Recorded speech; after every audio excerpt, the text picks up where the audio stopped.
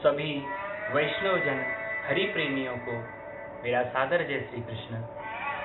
उम्मीद है संकट के इस समय में, लॉकडाउन में, कोरोना महामारी के इस दौर में आप सब अपने घरों में सुरक्षित हैं, कुशल हैं और नित्य भगवत स्मरण कर रहे हैं।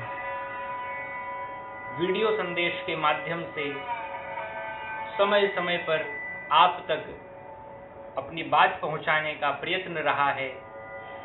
कुछ कुछ ऐसे विषय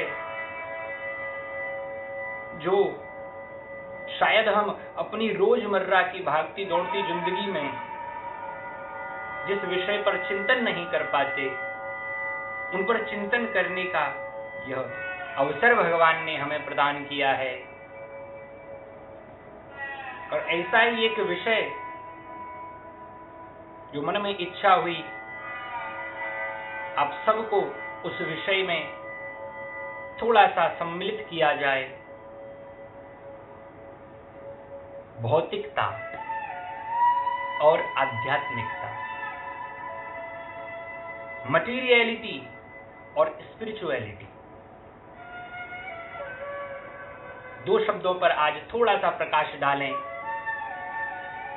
भौतिकता क्या है और आध्यात्मिकता क्या है। कई बार हमने सुना आध्यात्मिक बनिए, आध्यात्मिक बनिए।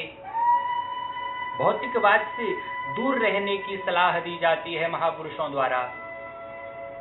पर थोड़ा समझें भौतिकता क्या है और आध्यात्मिकता क्या है।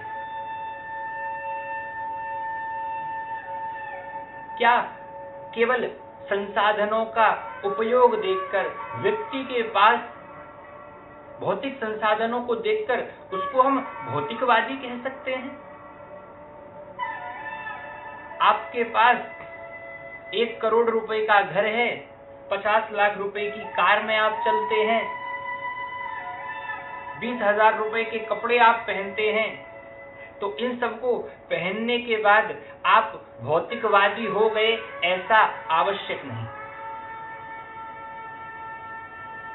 क्योंकि अगर इन सब वस्तुओं को भौतिकवाद का पैमाना माना जाए, इन वस्तुओं से यदि आप भौतिकवाद को प्रमाणित करें, तो महाराज भगवान श्री कृष्ण को भी फिर आप भौतिकवादी बता दोगे।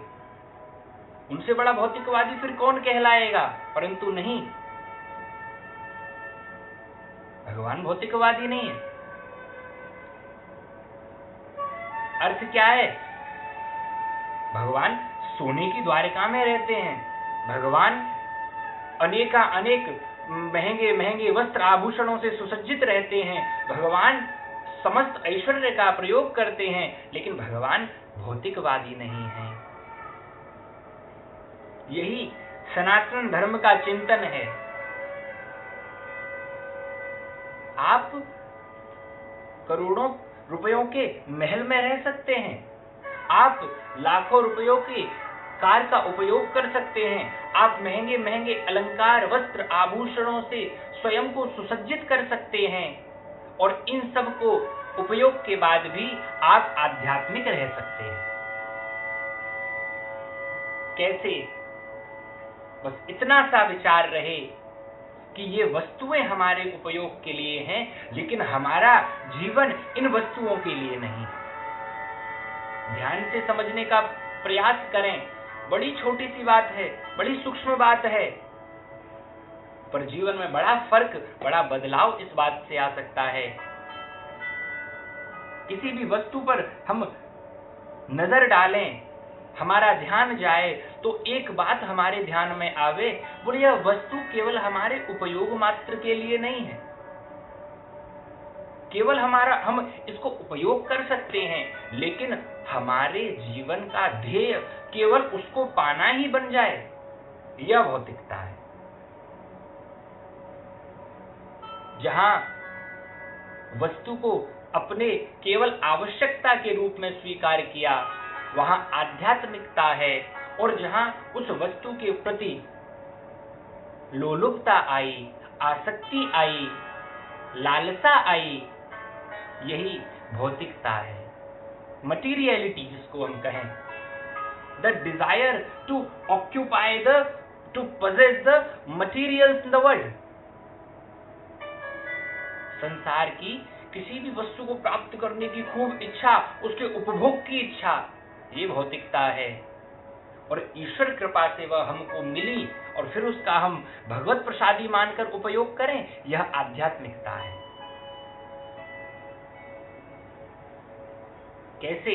देखो, भगवान श्री कृष्ण सोने की द्वारिका में रहते हैं, लेकिन जब भगवान का लीला संवरण करके अपने धाम जाने का समय आया तो फिर भगवान श्री कृष्ण ने यह विचार नहीं किया कि मेरे पश्चात ये सोने की द्वारिका का क्या होगा, कौन इसका उपभोग करेगा, कैसे मेरा वंश इसको संभालेगा, कौन कौन यहाँ रहेगा, कहीं कहीं इसकी दुर्गति न हो जाए। इस सब से वे बहुत ऊपर हैं और इसीलिए समस्त भोग सामग्री में रहने के बाद भी आध्यात्मिक रहे। भगवान राम को जब वनवास मिला तो भगवान ने ये विचार नहीं किया, अरे मुझे राज्य मिलने वाला था, अवध का राजा मैं बनने वाला था और आज मुझे वनवास मिल रहा है। एक क्षण में पिता की आज्ञा मिलते ही राजसी वस्त्र त्याग दिए, तपसी वेश धारण कर लिया और वन की ओर प्रस्थान कर गए। यह राम और कृष्ण के जीवन की यह आध्यात्मिकता है।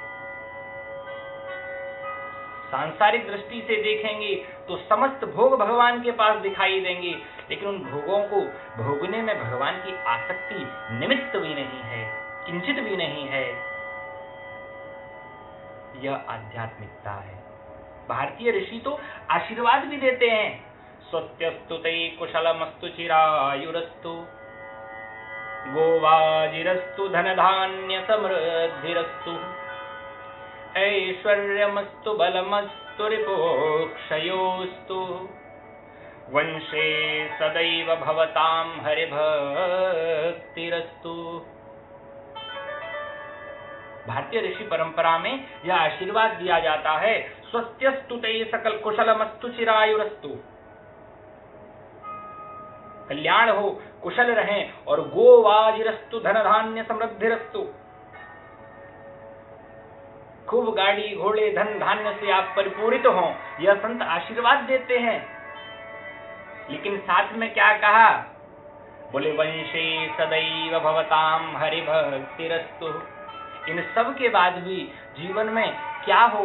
बोले हरि भक्ति, भगवान की भक्ति न छूटे। कोई व्यक्ति झोपड़ी में रहकर भी भोगों का चिंतन कर रहा है तो उसका झोपड़ी में रहना व्यर्थ है, लेकिन कोई व्यक्ति एसी कार में बैठकर, एसी कमरे में बैठकर, महल में रहकर भी अगर भगवत चिंतन कर रहा है तो उसका महलों में रहना श्रेष्ठ है। फिर वह भौतिकवाद नहीं है, वह आध्यात्मिक है। ऐश्वर्य, समस्त ऐश्वर्य होने के बाद भी भगवान आध्यात्मिक हैं, क्योंकि ऐश्वर्य शब्द का प्राकट्य ही ईश्वर से हुआ। ऐश्वर्य में ईश्वर नहीं है ऐसा नहीं है। व्यक्ति ऐश्वर्यवान होते हुए भी ईश्वर को प्राप्त कर सकता है, पर वह ऐश्वर्य कैसा हो? वह ऐश्वर्य द्वारिकाधीश का ऐश्वर्य हो, दशानन का ऐश्वर्य न हो।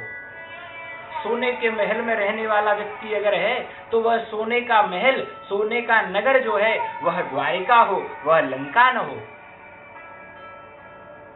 यदि ऐसा है तो सोने के महलों वाला व्यक्ति भी भगवान को प्राप्त कर सकता है।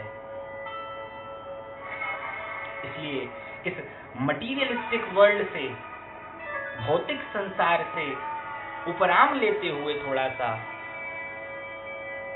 ये जो समय मिला है इसको समझने में हम व्यतीत करें कि क्या समय की आवश्यकता है, क्या भौतिकवाद इतना आवश्यक हो गया, आध्यात्मिकता पर इतना हावी हो गया।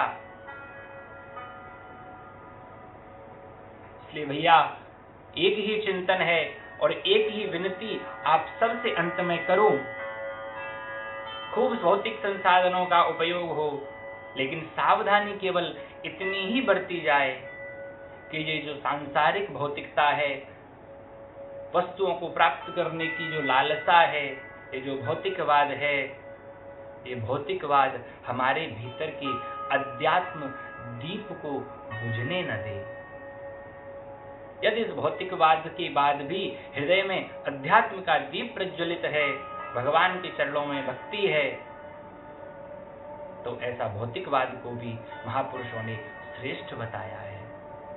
इसलिए खूब घरों में रहते हुए, खूब भौतिक संसाधनों का उपयोग करते हुए हरि भक्ति में मन को लगाते रहें। यही आज के इस संदेश का सार है। जय सिया राम, जय श्री राधे।